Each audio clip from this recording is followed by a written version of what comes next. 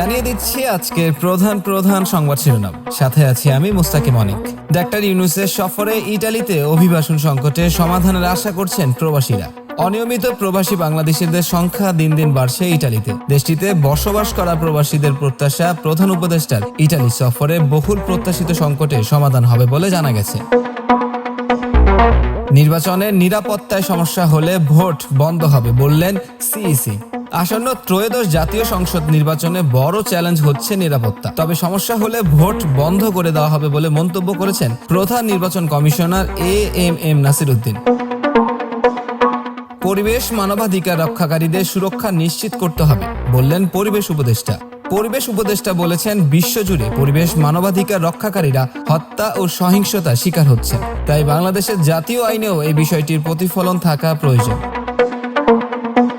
এবার বাংলাদেশে তরল গ্যাস আনা জাহাজে যুক্তরাষ্ট্রের নিষেধাজ্ঞা পড়ল। ইরানের এলপিজি রপ্তানিতে সহায়তা করার অভিযোগে 50টিরও বেশি প্রতিষ্ঠান, ব্যক্তি এবং জাহাজের ওপর নিষেধাজ্ঞা আরোপ করল যুক্তরাষ্ট্র।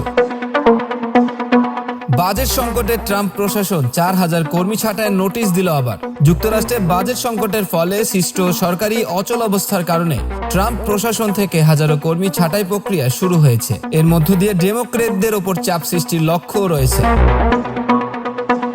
ডোনাল্ড ট্রাম্পকে নোবেল পুরস্কার উৎসর্গ করলেন মারিয়া। নোবেল শান্তি পুরস্কার প্রাপ্ত মারিয়া করিনা মাচাদো এই পুরস্কার তার দেশের অভাবগ্রস্ত জনগণকে উৎসর্গ করেছেন এবং তাদের লক্ষ্যের প্রতি দৃঢ় সমর্থনের জন্য ট্রাম্পকেও একইভাবে উৎসর্গ করেছেন।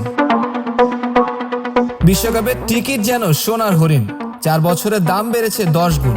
2026 বিশ্বকাপ সরাসরি দেখতে চাইলে পকেটে বেশ ভারী হাওয়া লাগবে, কারণ ফুটবল প্রেমীদের কাছে টিকিট যেন এখন সোনার হরিণের মতো। কাতার বিশ্বকাপে মাত্র 4 বছর পর টিকিটের দাম বেড়েছে প্রায় 10 গুণ, যা বিশ্বকাপ ইতিহাসে নজরবিহীন। সাথে থাকার জন্য ধন্যবাদ।